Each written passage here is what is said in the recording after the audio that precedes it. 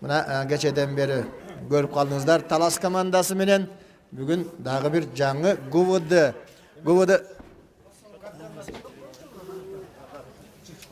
Geledat hazır. GVD Bişkek komandası bu bizden жаңы komanda. Onda жаңы komandalar payda bolup atat. Talas komandasında 1. номерде Исабаев Кубаныч komandanın kapitanı, Şeripbekov Urmat 2. номерде, 3. Кубураев Улан, 4. Койгелдиев Марлис, Майтыков Максат 5. номер, Орозбаев Жоки 6.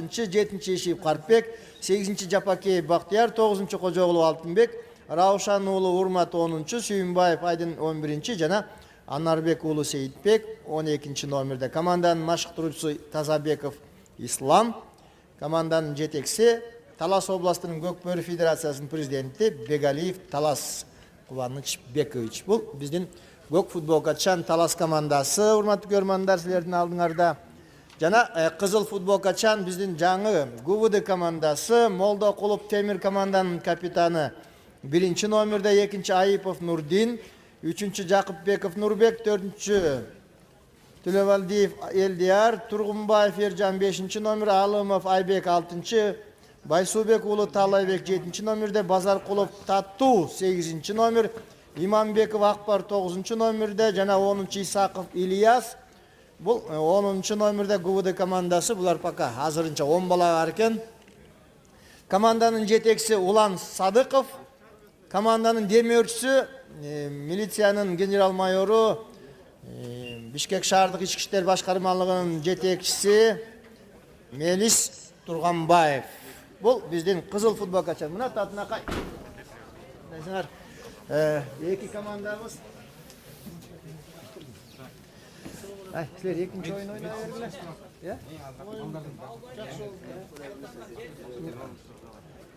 Рамис, екінші ойын. Берки бір команда атқас берген. Үч аты өліп қалып бірден не дейді? Құдай сақтай берген. Жайым. Мынакей, урматтуу көрмандар, кызыл футбол качан GVD Бишкек жана Талас командалары. Талас командасы мен кече күнү дагы 1. оюнда мүмкүн сиздер күбө болгондурсуздар. 1. кызыктуу оюнда 11 эсебинде булар Датка командасын уткан. Келиңиздер, батаңыздарды берип коюңуздар. Мен чыбалдарга ийгилик каалайлык, атынакай эрежени бузбай, аттан жыгылбай таза оюн көрсөткүлө формаңар булганат. Карачы кандай Жақшы форма менен келиптир. 2 команда GVD деген команда пайда болду. Дагы учурунда bir GVD болгон. Бизде азыр эми мына GVD Бишкек. Мен рахмат ушу балдардын аракет кылып команда түзүп демөөрчүлөргө. Ошентип оюн башталды. Көк футбол качан Талас командасы жана Кызыл GVD. Бул жигиттер мына бизге таанымал, мен балдарды бардыгын азыр айтып турам четинен. GVD командасында да белгилүү оюнчуларыбыз бар экен. Анбар тең өз кезеги менен улакты алган жигиттер. Кечирештер кайрадан мына Тургунбаев Эржан деген жигит. Эржан. Оппа! Ой, Эржан. Мына бул балдардын бардыгы тең формада экенин айтып коюшубуз керек. Талас командасы да мына 1 айдан бери ушул жерге келип, биздин чүйдөгү чүй ынтымагы мелдештерине катышып жүрдү, жерге ойноп. Биздин раздольныйга барышып, тетиги Геминге чейин барган. Бу таластык жигиттерге, демөөрчүлөрүнө рахмат айтып коюш керек. Кышкы жерге ойногон мелдештерде Геминге чейин барып ойноп, но биздин Норус майрамына акырын ушундай бир жата калып тосуп атат тиякта бирөт менен. Дарбазачы футболдукуна метер. Ошентип оюн кызуу башталды, урматтуу көрөрмандар. Биздин GVD биринчилерден болуп чабуулга чыкты. Азыр эми оюнчуларды алмаштырып ортодо жекеме-жеке. Ортодо аттарды байкаштырып көрөлүк. Азыр ортого ким чыгар экен? Сейитбек окшойт 12 номерде. Баклан деген ат менен Сейитбек. Бизден Талас Ахиллес деген ат. Ахиллес.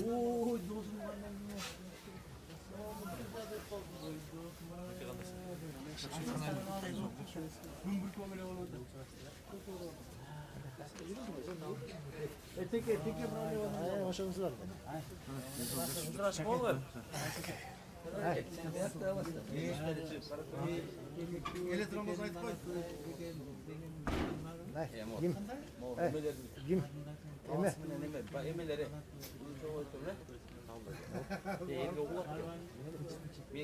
Oşana tutmayın. Kana emese göreylik bol hurmat mı? Hurmat. Ya. Altınbek geçiresleri. Altınbek, Kocakulu Altınbek. Kocakulu Altınbek getti. Talas komandası Akilles. Ay vay, mına sakıldamdıktı gördünüzler mi? Akbar jetip arada Akbar. Arjağынан 10. nomer bulun. İlyas.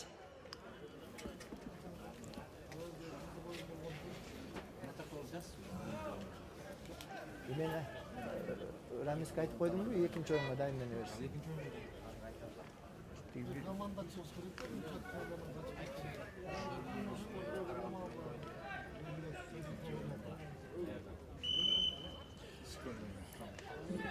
Ceke. Temir Moldakulov menen Altınbek. Altınbek daha kaldı ulaktı. Bastı oң dönüp düz dönüp önöktörün jardam menen çabılga çıkkan turat. Attardı gördüңүздөр, ой соктоп ойноп турган экен балдардын. Аттары жакшы, табында эми тек гана оюнда кимиси утар экен. Эки команда бири-бирин мыкты билген балдар бар командада. Altınbek.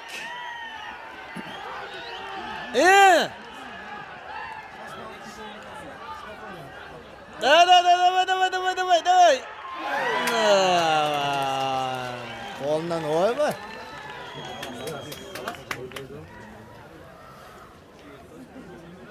Dördüncü minuta da esep açıldı. Bu Talas komandası Altınbek Kocagulov. 34 yaştagı bala. 1-0.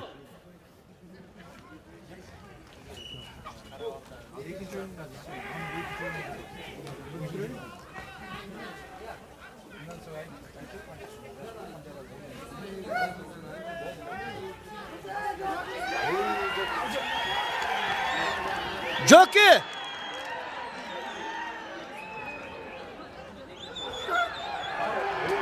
Oy azammat. Jockey. Buna o Jockey degen jigit 25 yaştagı bala 2-0. Talas komandası 5. minuta.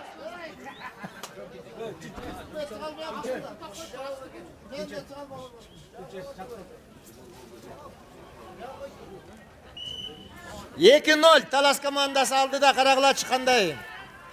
Buna hiç kanday bir razvedkasıyla baştaldı. Ayt otpayım bu balдар bilen. Karpbek. Ay adır Erjanda bile ulak yerden. Jockey. Out. Akırın. Oy.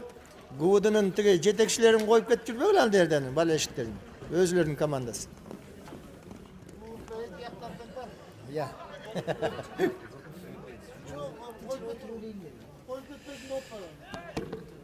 2-0. Jeke.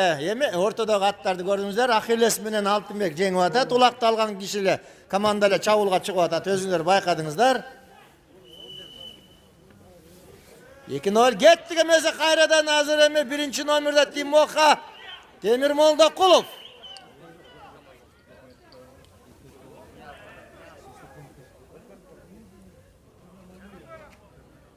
Ышкырык болду бу.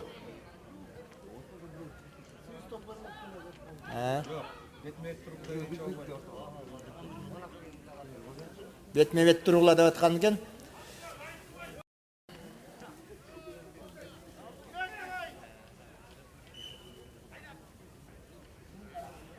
Ахиллести көрдүңүздөр бүт, мына жам башын сала коюлар бери кийип.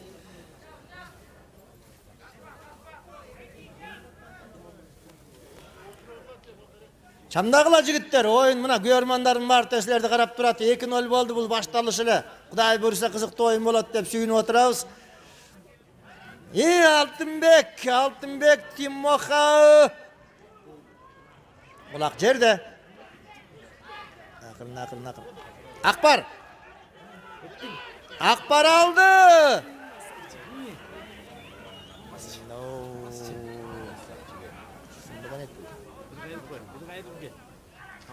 Akırın. Oy, tümüle. Çavulda Gıvıdı komandası. Ay.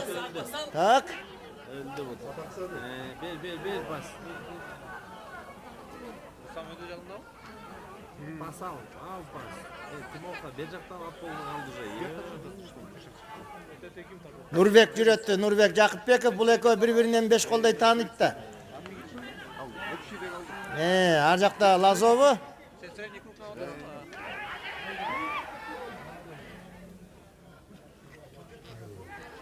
Akbar aldı kayradan.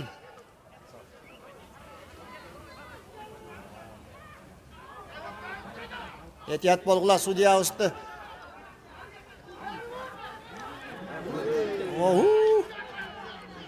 Яссаға защита. Korgonuvchi gördüңүздөр ол жакта бизден адыр Акбар дагыла Тимохага өткөрүп берди. Да, Айнура. Оу, Айнура. Привет. Хорошо. Да. Qanday? Sen ne özüme takıldın?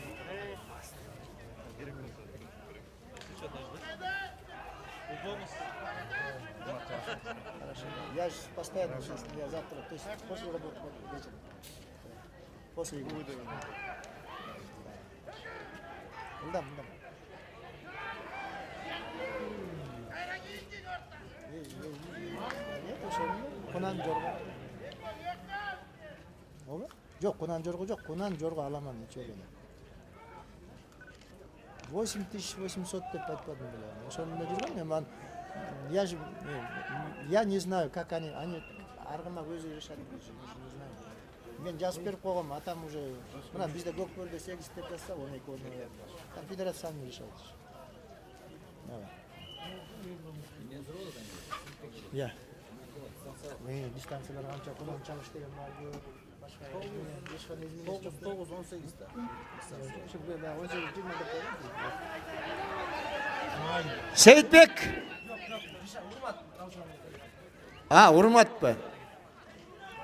Партияң окшош болуп калат экен, могул жерде. Раушан уулу.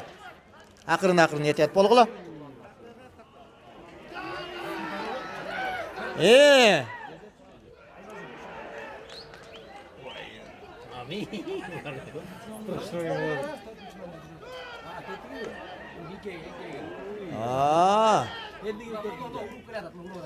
Ercan жок, каракыла чыкканда мен. Экинчи номердеги жигит болу Нурдин болчу.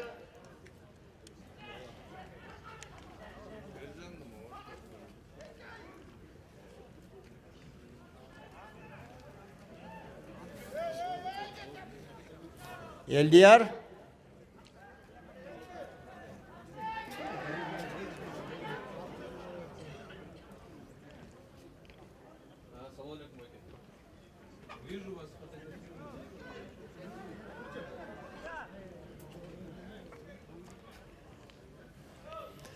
Oyun жакшы өтүп атат, көрдүңүздөрбү? Балдардын аракети дагы бар. Эки команда бирдей, жердеги улакты бардыгы бирден эңүүгө аракет кылып атышат. Кадыр эми Тимоха.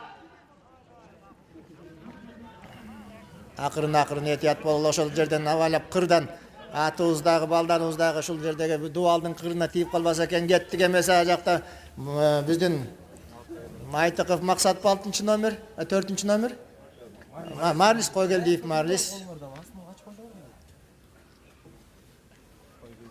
2-0. Койгелдиев Марлис болчу 4 номер, алтын тору деген ат. Жеке.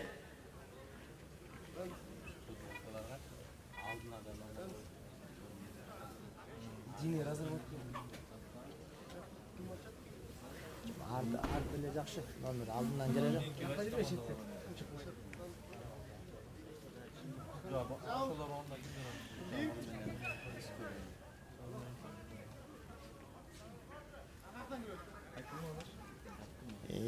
эми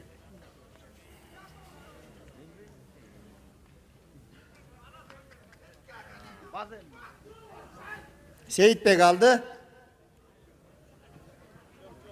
Эми карап турла катуу таймаш болот. Көрдүңөрбү? Акбардын шагыл этти эле, буту менен баса калат эле. Кош такым кылып. Seyitbek. O Ercan'ını qarala beyağынан jabışıp kalgan eken Ercan.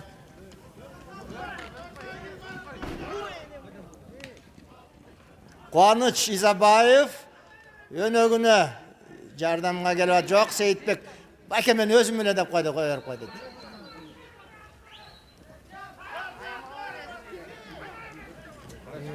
Ötkörüp berdi mına. İyi. Oo kanaka yemek Marlis.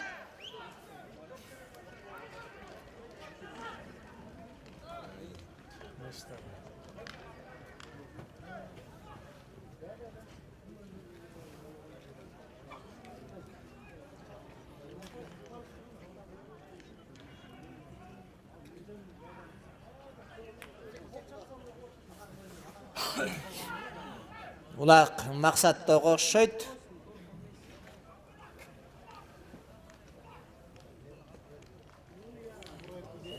Out.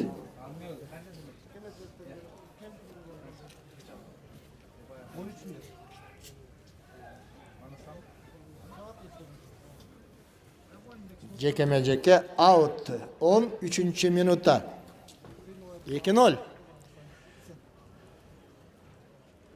Bak son cana oturup kalktı. Sol cana alacaksın şuraya gittik. Sol cana oturan astık.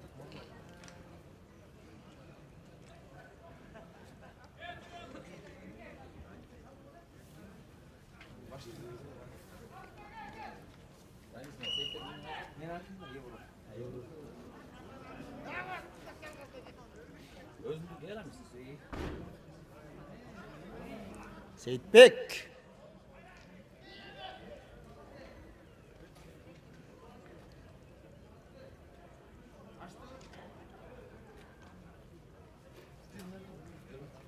Lan kaldaysan. Sen baldan bunu ötürüp de Allah çörek mi? Tege neme bu oyun biter zahat. De olan tege gerçekten maçta yaptı. Seyitbek sol jakka bastı. Biroq jetip kaldı okşaydı atandaşı. Kadriyemi görüyoruz al. Totu. Bazarkulov Totu degende jigitler al Karpbek jüret.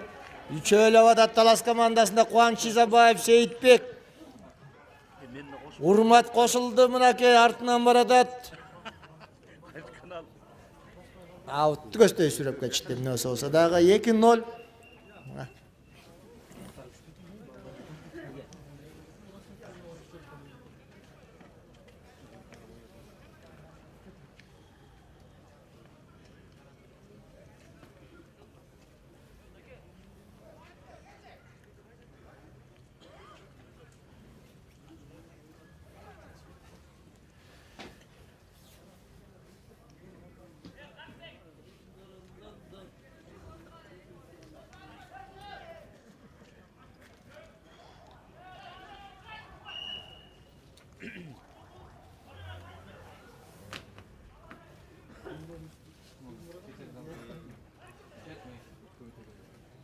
Temür menen Seyitbek.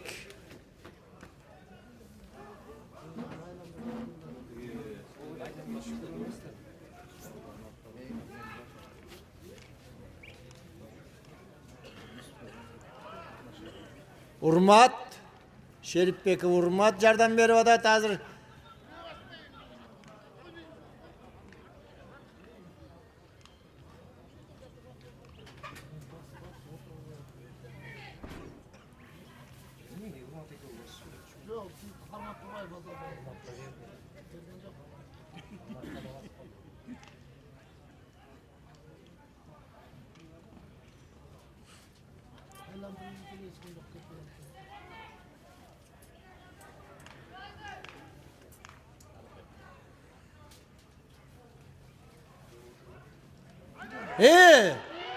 Seyitbek. Ay azamat. 16. minutta.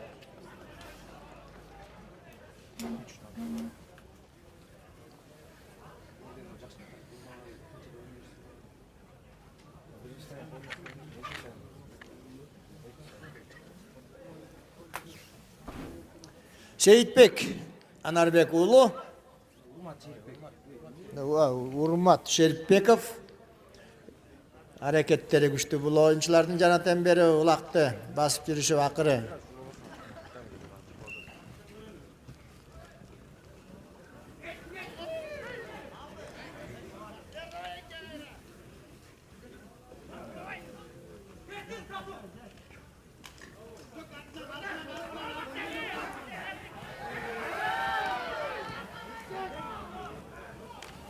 Бактияр.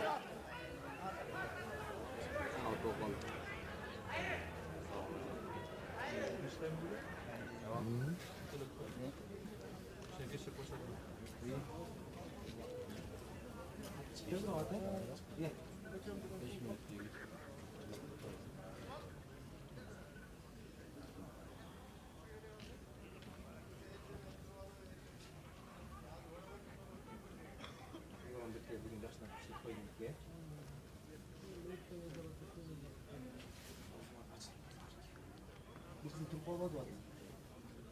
Kaysa. Bu Damas'tan tarafı.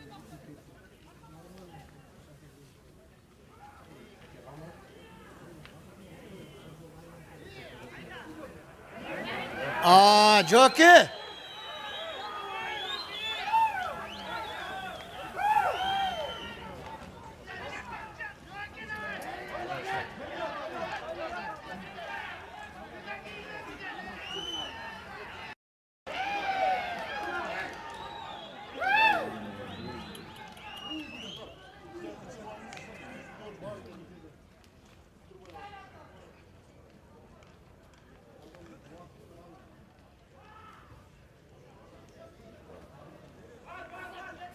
Orozbayev Joki. Ay sarı деген ат.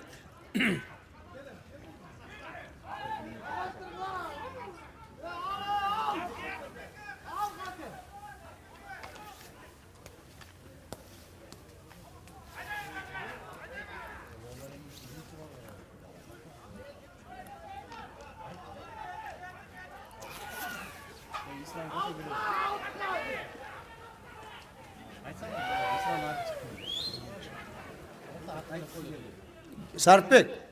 Ар жактагы балдарды айда чаржаганда тренерин кошо жолун.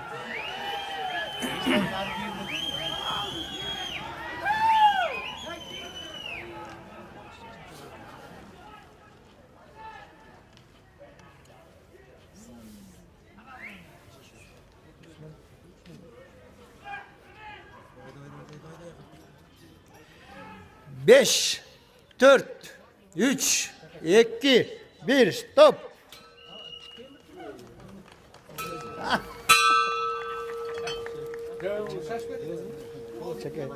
Temirin var mı İsmail? Ошентип урматтуу көрөрмандар, биринчи тайм аягына чыкты. Кызыктуу оюнда 3-0 эсебинде Талас командасы алдыда келатат.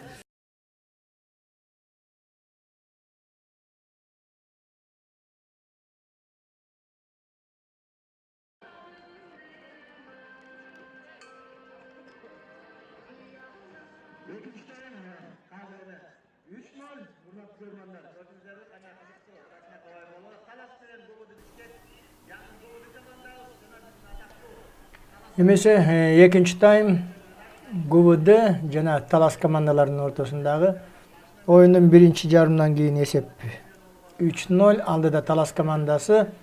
Талас командасы биздин көк футбол качан дагы бул жолу айтып өтөлүк. Изабаев Кубаныч баштаган биринчи номерде, экинчи Шерипбеков Урмат, үчүнчү Кыбыраев Улан, төртүнчү Койгелдиев Марлес, бешинчи Майтыков Максат, Орозбаев Жоки 6 номерде, Ешиев Карпбек 7 номер, Жапакей Бактияр 8 номерде, 9 Кожогулов Алтынбек, 10 Раушан уулу Урмат, 11 Сүйүнбаев Айдин жана 12 номерде Анарбек уулу Сейитбек. Команданын машыктыруучусу Тазабеков Ислам, команданын жетекчиси Талас областынын Көкбөрү федерациясынын президенти Бегалиев Талас. Мына ошентип бул биздин көк футбол качан таластык жигиттер. ГУВД Бишкек шаарынын командасында Молдокулов Темир 1 номерде, Айыпов Нурдин. Мына кадыр кечирештер ГУВД командасында Нурбек Жакыпбеков 3 номердеги чабуулга чыгып атат. Биринчи таймдан кийин бул команда 3-0 эсебинде утулуп жатканын билесиздер. Азыр эми көрөбүз, бул чабуул эмне менен аяктар экен. 3 номер Жакыпбеков Нурбек. Атаандаштарынын аттары дагы оңой эмес. Жөкү Орозбаев кубалап жетип калды, көрдүңүздөр. Аутка сүрөп баратат. Ошентип мен командаларды 3 номерде Жакыпбеков Нурбек, андан кийин Төлөбалдиев Элдияр 4 номерде, Тургунбаев Эржан 5 номерде, 7 номер Байсубек уулу Талабек, Алымов Айбек 6 номер, Базаркулов Татуу 8 номерде, 9 Иманбеков Акбар, 10 Исаков Ильяс, 11 Дөөлөткулов Эдил жана 12 номерде Алмазбеков Дин Ислам. Команданын жетекчиси, демөөрчүсү, команданын жетекчиси Садыков Улан, демөөрчүсү Бишкек шаардык ички иштер башкармалыгынын жетекчиси, милициянын генерал-майору Турганбаев Мелис. Бул биздин кызыл форматчан ГУВД командасы. Биринчи таймдан кийин көрдүңүздөр, эсеп 3-0 алдыда Талас командасы. Голдорду жана Орозбаев Жөккө, Шерипбеков Урмат жана Кожогулов Алтынбек деген жигиттер тайгазаңга салган. Улактарды биринчи таймдан кийин Талас командасын мен айтып өтөйүн. Биринчи күнү биринчи группада өзүнүн дагы бир жердеши Датка командасын 6-2 эсебинде уткан.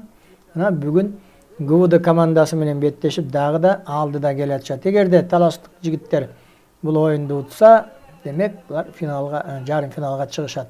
Биринчилерден болуп, быйылкы Норус майрамындагы турнирде биринчи группада биринчи орунду ээлеп,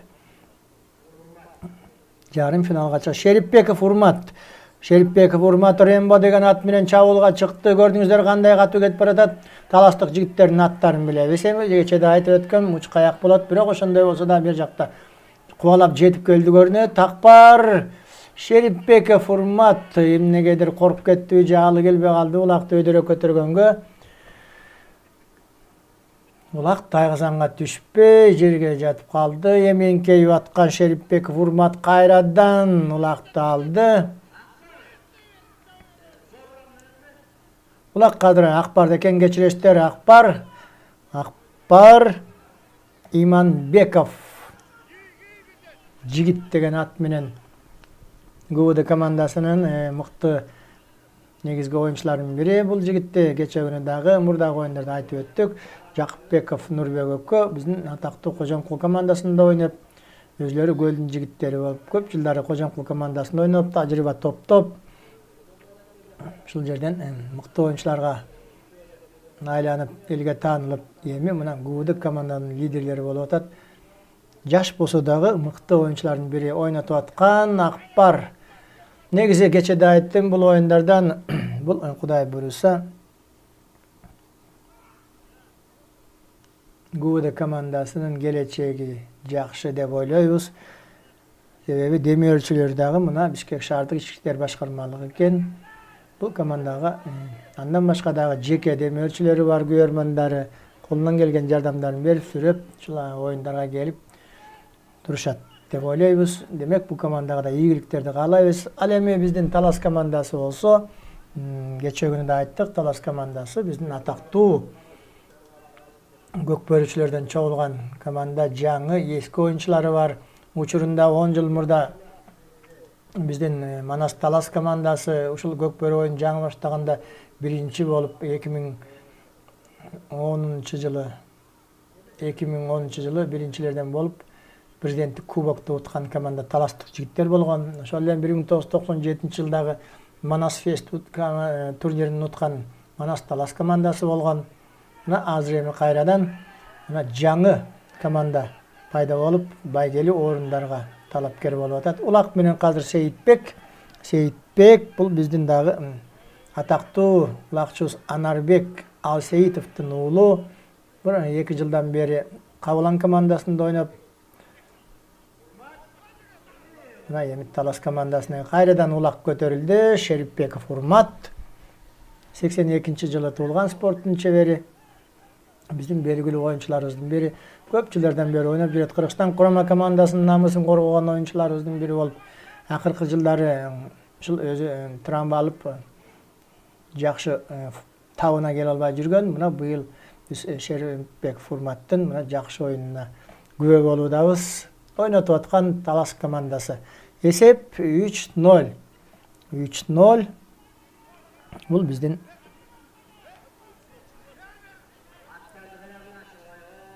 gezekteki 17 martdagı birinci oyunumuz. Hurmatly görürmanlar, har bir gruppada birden komanda jarım finalga çıgat. Talas komandası ayttım jana birinci günü Datka komandaсын, Talastın da bir Datka komandaсын 6-2 esebinde utkan. Egerde bugün alar dagı жеңишке жетсе, demek birinçilerden bolup jarım finalga çıgat ulaqtı. Oyun talasından sırtqa çıgarıp jibirişti atandaşları. Bu Sarpbek, Karpbek, Eşiyip Karpbek degen jigit da bir mıqты ulaqçı. Ortaga kelip taştadı. Kojagulov Altınbek Ahilles degen at menen bul bizden жаңы at Altınbekti biz tajribalı oyuncu atarı bileriz. Bundagı Susamır komandasında oynap жүрdü. Kadrem özünün tulu öskön Talas örönün namusun korgop degile aytsak uşul Talas komandası bu katı dayardık menен gelip özünün Talastık jigitler demi ölçülörü пайда bolup 5 at alıp berişti деп uqtuk. Baldarın bartığın namusuna gelip akırkı 8 жылдан beri negedir şu güçlü komanda ийгиликке жетпей жүрүштü. Mıqты oyuncuların var, har qaysı komandalarda oynap жүрgөн bilçüz Talas komandası. Mına emin bıyıl ıntımaka gelip çoğulup, bardık Talastık mıqты oyuncular çoğulup, anın bartın qayradan mına kızıqты oymen Talas komandasını üçün oynap atışat. Bu abdan kuvanıştı nerse, komandanın jetekçilerine de rahmat aytıp koyuş gerek. Birinci gezekte Begaliyev Talaska bul. Bizden Talas Oblasты Көкбөрев Federatsiyasının jetekçisi.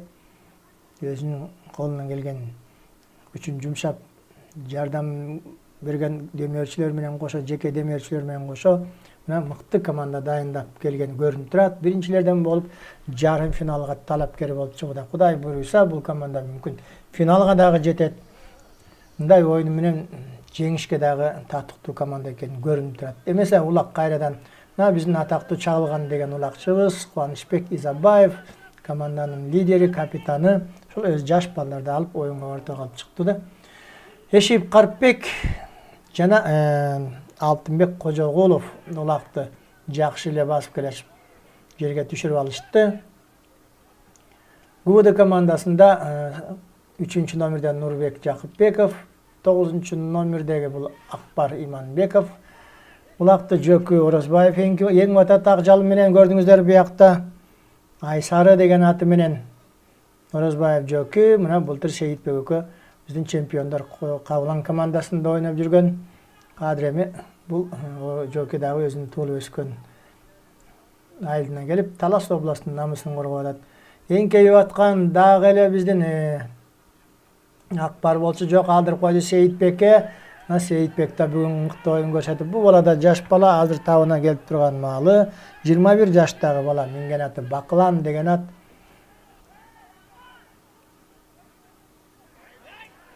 Мунун бир туугандары, агалары, атасы мыкты улакчылар билесиздер. Өзү дагы атасын тартып, агаларын жолун жолдоп, мыкты улакчылардын бирине айланды. Бекеринен ушул жалгыз гана ушул бала чүйдөн барып контракт менен келишим менен ушу Талас командасында ойноп атат. Бул команданын демек жетекчилердин өзүнүн ою боюнча алдыңкы ролдо ойной турган улакчы болуш керек. Айткандай эле мына азыр улакты да басып жүрөт.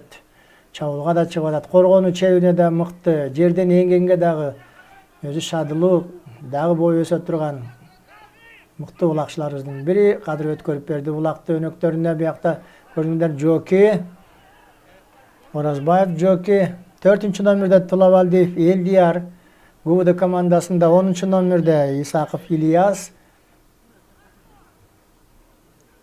Oyuncular alмашып атат көрдүңүздөр. Улак дагы эле бул жерде биздин 4-cü номерде ГУВД командасы жок. Жолдуруп жиберди Жөкү экен улак. Жөкү Орозбаев.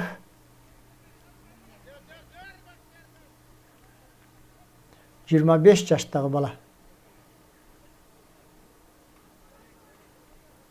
Bu dagı былтыркы Кабылан командасы менен биздин былтыркы Астанада өткөн Азиянын ачык чемпионатына, биринчи чемпионатына катышып келген оюнчубуз Орозбаев Жөкү бар бу жерде. Ошол эле жана Сейитбек Анарбек уулу. Мына эки жигит биздин Кабылан командасынын катарында ойноп Азия чемпионатына катышып келишти. Ошондой эле бул эки жигит былтыр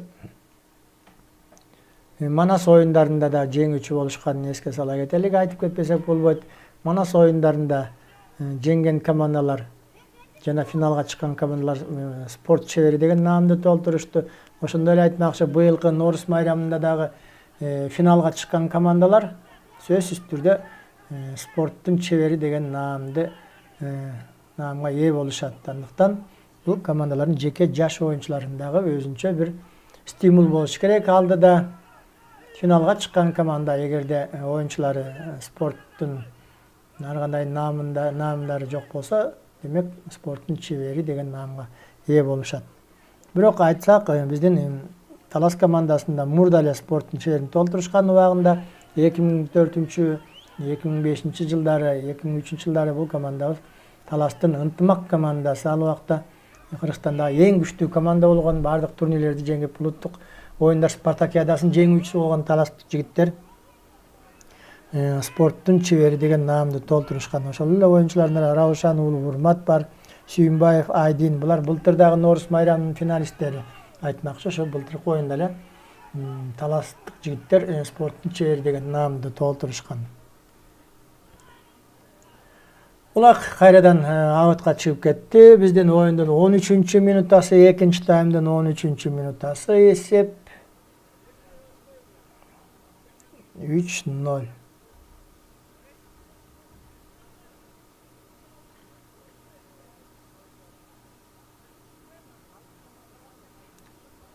Анарбек уулу Сейитбек мына силердин алдыңарда.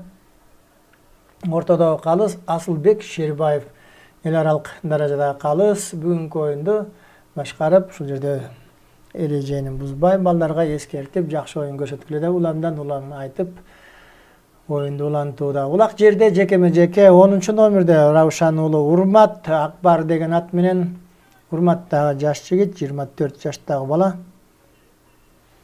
Талас командасында Раушан уулу Урмат, атасы Урмат мыкты улакчы болгон, баягы айтып кеткен 97-жылдарда Манас Талас командасынын катарында ойногон Асанов Раушан деген жигит мына азыр эми жаңы муундагы балдар ойноп, Раушандын уулу мыкты улакчы катары өзүн көрсөтүүдө. Талас командасынын 10-номердеги оюнчусу.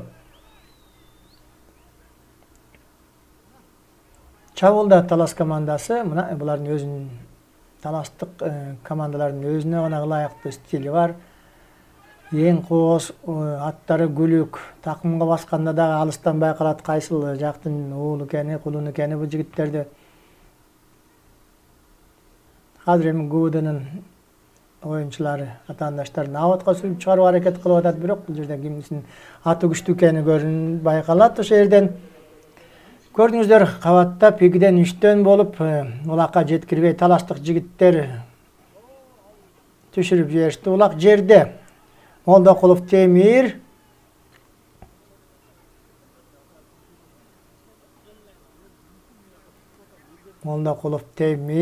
мына сол жака, сол такымга басып, эми чабуулга ГУД командасы чыкмак болду. Атаандаштар өзүнүн тайгазанын кайтарып, аны тосууга аракет кылып атышат. Темир Молдокулов өзүнүн өнөктөрү менен жок дегенде эсепти кыскартуунун аракетинде болуп атышат. Себеби бул 3-0 деген азырынча эч нерсени чечпейт. Эки команданы көрдүңүздөр, оюндары мыкты, кызыктуу оюн куруп берип атат. ГУД командасы кече күнү ойногон эмес, эс алып турган биринчи күндөгү оюнда.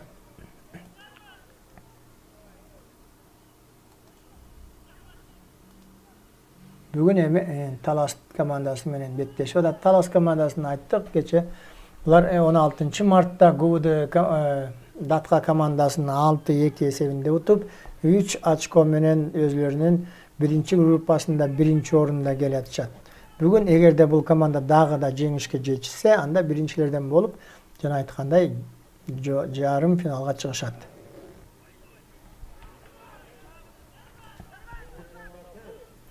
Улак Темир Молдокулов да, Акбар Иманбеков жардамга келип атат.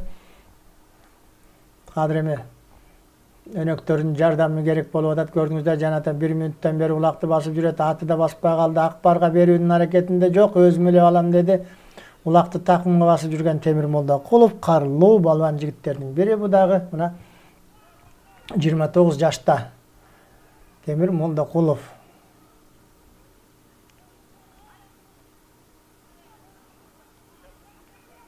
Üçөөлөп ойноп аткандарын көрдүңүздөр. Өткөрүп берди улакты ким салса дагы Акбар Иманбеков. Экөөлөп Сейитбектен жулду кайрадан Иманбеков Акбар. ГУВД командасынын дагы бир мыкты оюнчуларынын бири, жана айтып кетти, Ысык көлдүн кулуну. Биздин эл аралык мелдештерге катышып жүргөн Иманбеков Акбар эсепти дагы көрдүңөр өзгөрттү, кыскартты. Бул биздин оюндун экинчи таймдын 18 минутасы. Иманбеков Акбар мыкты оюнчубуз, мына көрдүңүздөр. Көп жылдардан бери бу баланын оюнуна биз күбө болуп келебиз. Ысык көлдөгү турнирлерде дагы эл аралык Шымкентке чейин барып ойноп келген жигит бул. Эң мыкты улакчыларыбыздын бири. Ошентип эсеп өзгөрдү, кыскарды. 3-1 Талас командасы алдыда. Бул экинчи таймдын 18 минутасы. Жана да айтып атам, көрдүңүздөрбү? Жаңы команда ГУВД Бишкек өткөндө Талас командасын биринчи оюндагы оюнун көрүп, мына бүгүнкү ойноп көрсөк, ГУВД командасы дагы Талас командасына кадимкидей туруштук берип ойноп атат. Албетте утулуп атат, бирок ошондой болсо дагы oyun aldıda dağı 20 minut vaktimiz var. 5. номерде Turgunbayev Ercan. Ercan degen çağılgan degen at menen jigit.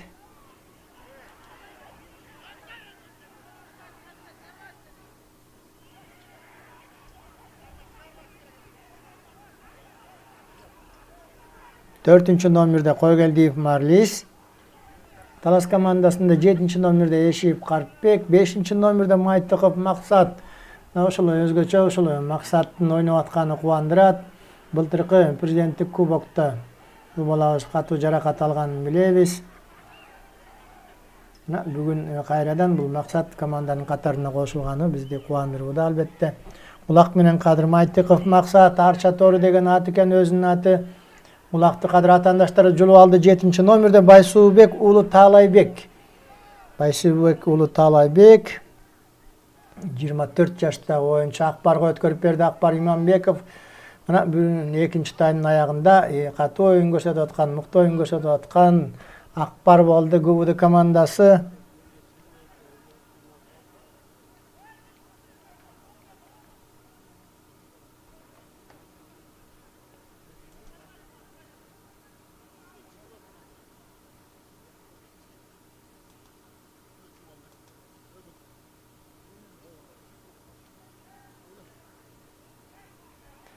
Eşiyev Karpbek. Eşiyev Karpbek. Bu da bizim belgili oyunçumuz. Vulkan degen atı eken, mingen atı. Bu jigit dagı учурунда Talas komandasında, Ынтымак komandası, Talastын андан кийин Расвет komandasında, Соклук районунун Расветинде ойноп жүрдү. Ошентип бул оюнубуз дагы 3-1 эсебинде экинчи тайм аягына чыкты.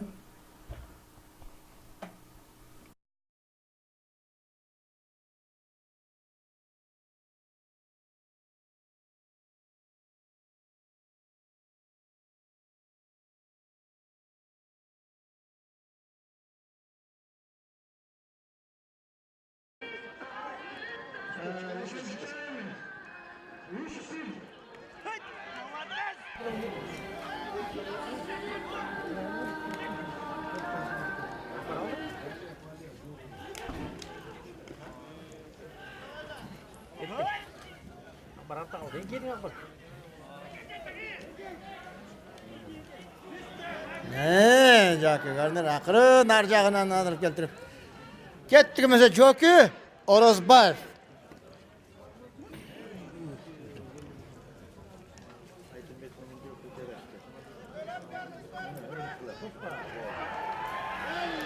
Ya Joki 1. minuta 3. time 4-1.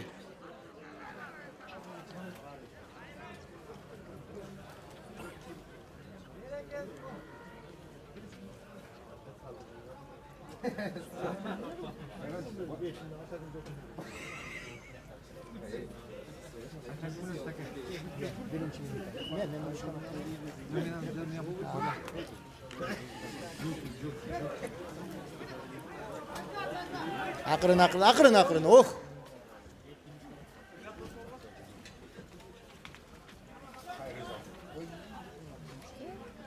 Yet bolğula aldığı buruştan.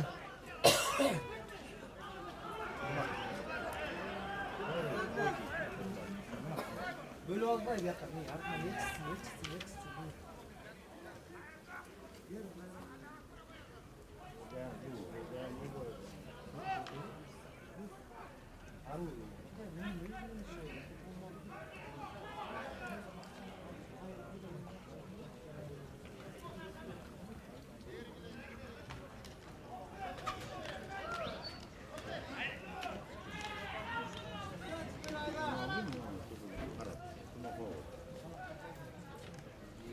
Urmat Şeripbekov.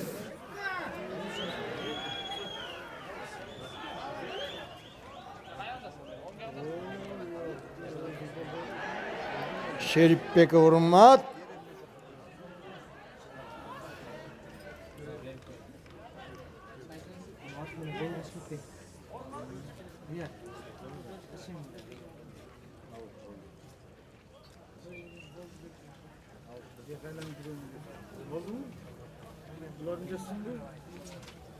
Papkalardagi Rasul sen de olsun.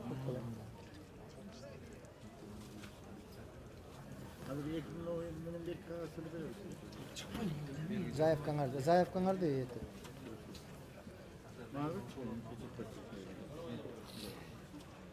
Özün basın.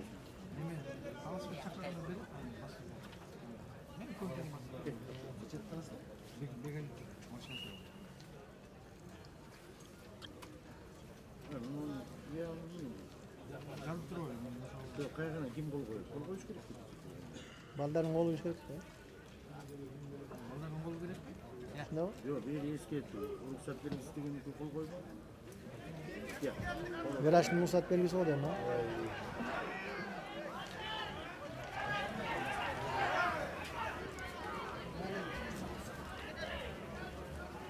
Andayakta Veraş'ın oğlu hoş geldin. Veraş'ın oğlu. Acaba şu akıl eskertiyor şu direkt kol kol. Veraş'ın oğlu.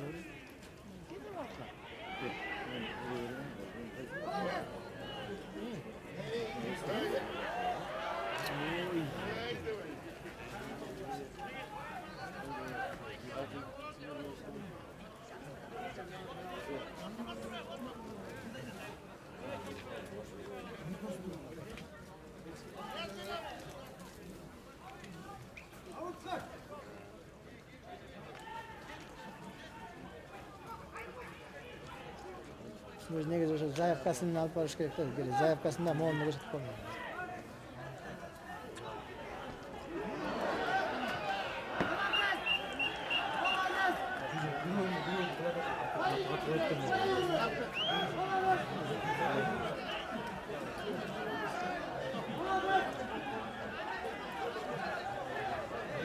Iki minutga de kim? Qarpek be.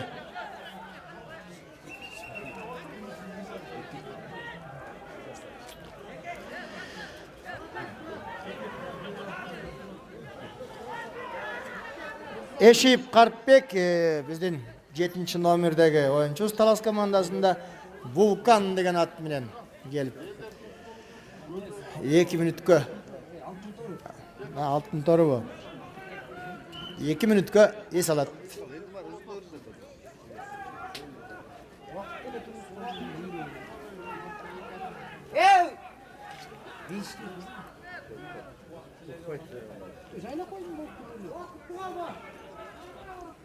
Erте bo'ldi vaqtida.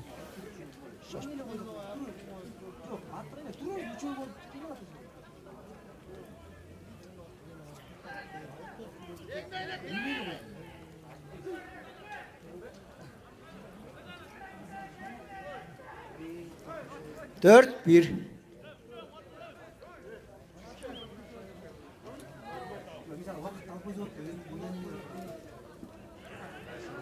Urmat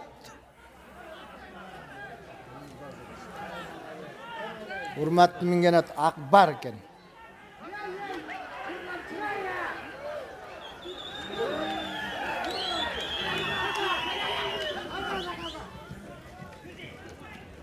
Nomeri жоқ балаң аттығым ай. Білеміз. Nomeri жоқ балаң аттығым. Айдин. Айдын бел. Форма кичирээк болуп калды. Ben az geç жоқ болып өттім. Ай Азамат! Ой, Қартбек берген ай! О, Қартбек, сен берген? Ой, миттайын.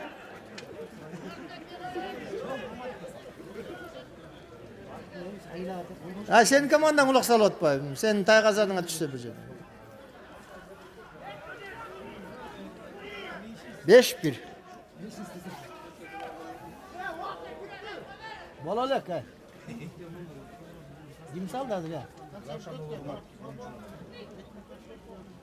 Yok bolalak.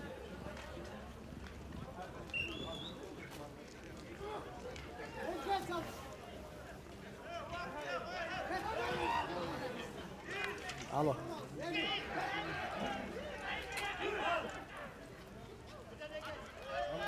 Men tez jana Zura ejega aytmadim bile men. 17'sinden 19'u bu kadar var da. Ha girever Kartbek girever. Kartbek gir. Ay adır men Zura ejega. Bizdiki 21'ine çeyin da aytmadık. Kadir men adır Zura ejega çalam.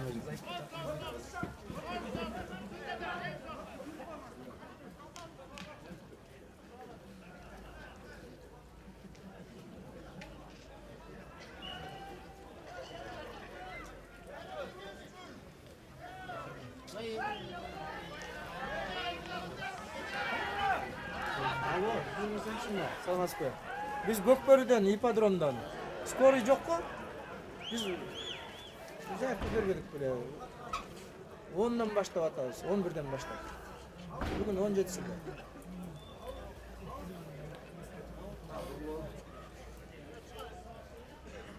Bugün 17'sinde. Ben geldim.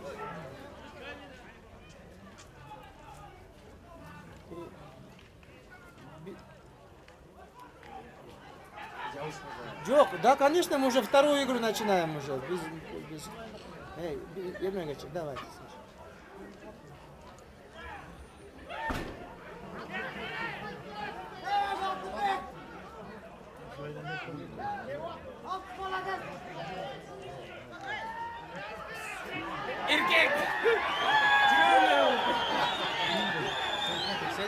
Seyitbek.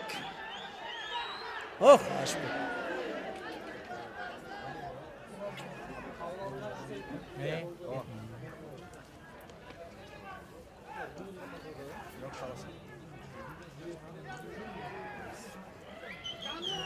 Aldı Kayradan Talas komandası. No.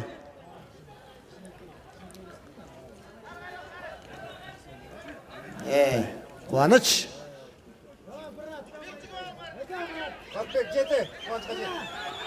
Kıvanç. 4. numara oldu. Zayıfkada 1. oldu. Kapitan, Aris'in formasını yaptı. Nerede söylüyor ya tabii.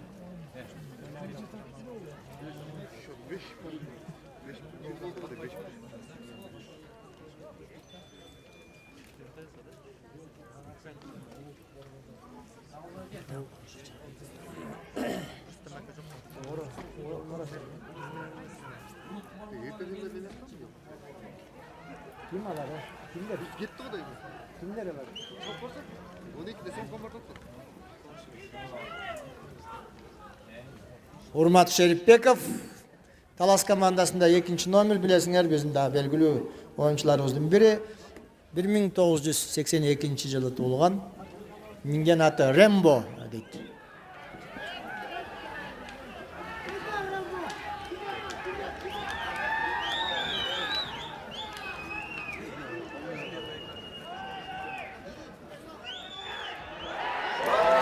Oo. 11. minuta 6-1. Hurmat bile.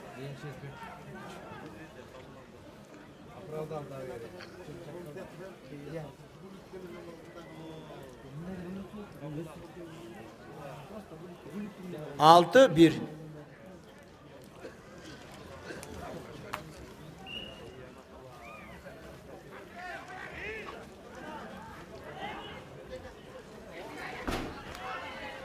Akbar. İmambekov Akbar zarra menen. O'tirchi.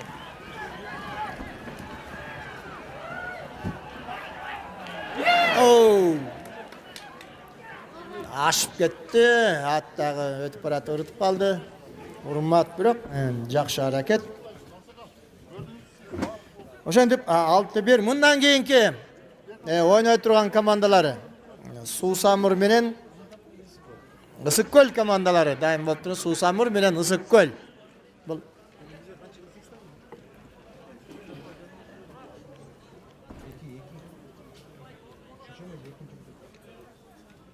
экинчи тайм. Жок, үчүнчү тайм болот. Үчүнчү тайм болот. Экинчи таймда бирге болсо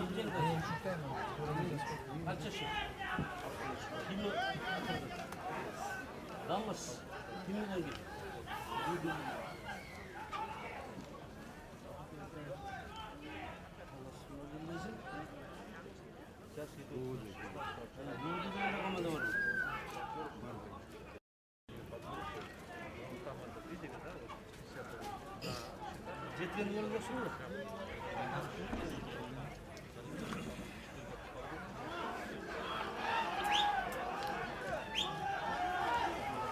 Жақыпбеков Нурбек, Иманбеков Акбар, экөө чабылда жакта Карпбек тосуп калды. Карпбек бар экен, 5-чи номер Максат жүрөт.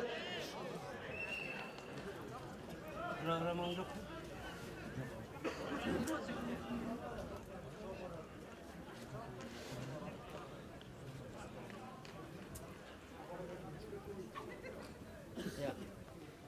Ошо ортоң тиги чалган такым.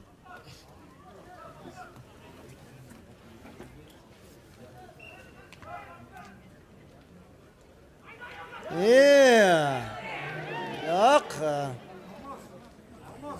Алтынбек ортодон алып чыкты эле жакшы убакытты, кадыр улак жерде.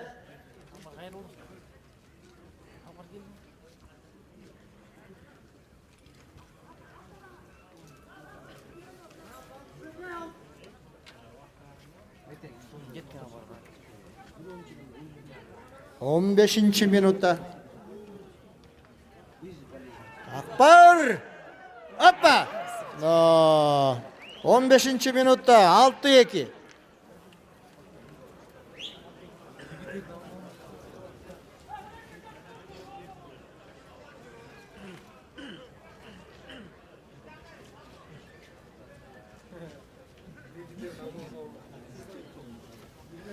Altı iki.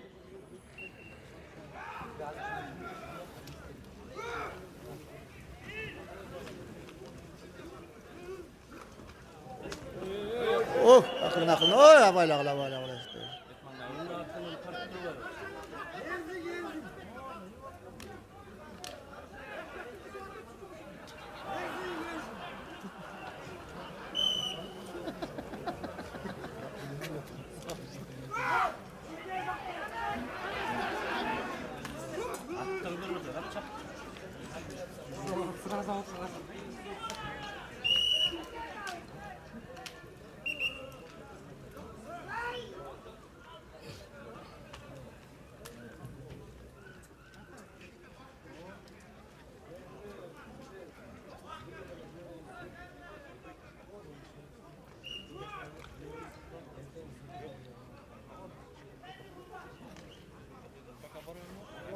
Раушан уулу Урмат, Акбар Иманбеков, кызыл формачан Акбар, жана көк футболкачан Урмат.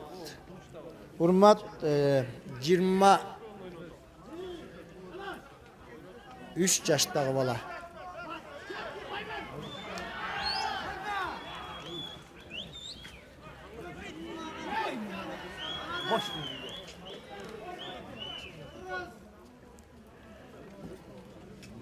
талашып аткан Акбар, урматтын минген аты да Акбар. Сейитбек жардамга баратат урматка, жанында Ильяс жүрөт. Акбар.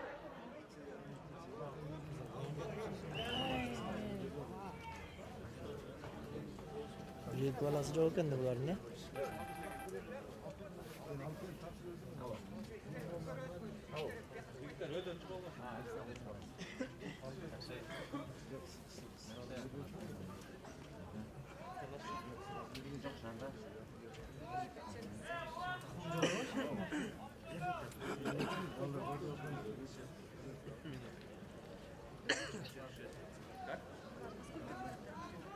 Игра идет 1 час, 3 тайм. Алтынбек.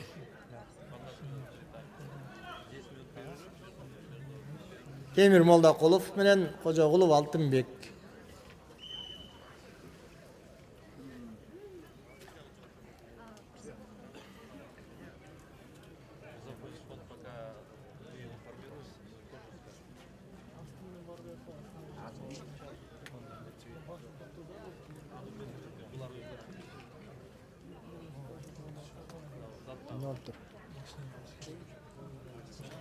Урматтуу көрмандар, 2507 деген Honda автомобилин алып койсуңарбы?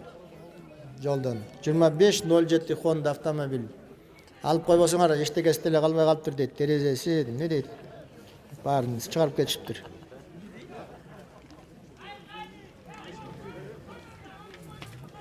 Күзгүсү жок дейби?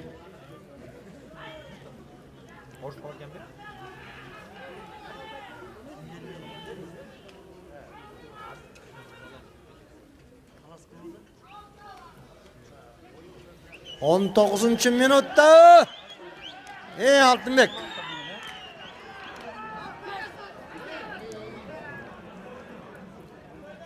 Ойнатып аткан Алтынбек Кожогулов Талас командасында номер 9. 24 жаштагы бала. Ой, 34 кечиресиздер. Жашар кетишпейби? Кайра жакшы да. 34 жашта. 79-жылкы бала.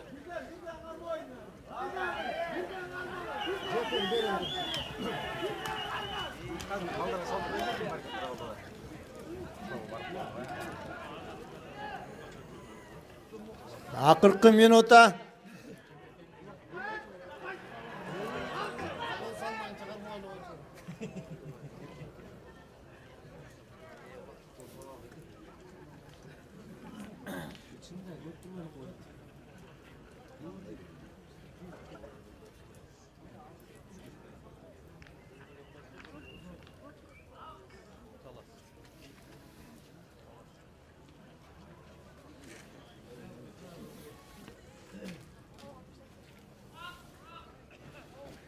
Вакыт көп дагы.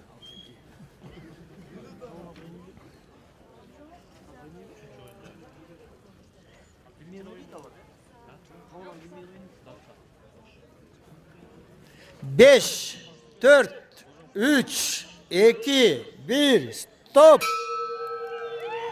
6-2, урматтуу көрмандар, мына бүгүнкү оюнубуз Талас командасы жана ГУВД ортосунда кызыктуу оюн жыйынтыгы.